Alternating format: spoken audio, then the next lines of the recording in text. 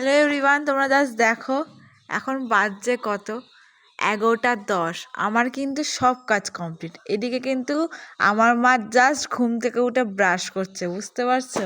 আমার মায়ের লাইফটা সব থেকে ভালো।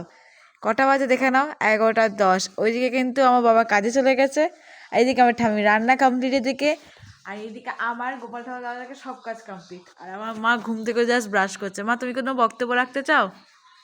হ্যাঁ, ঘুম থেকে উঠে এত দেরিতে উঠেছে, ব্রাশ করছে।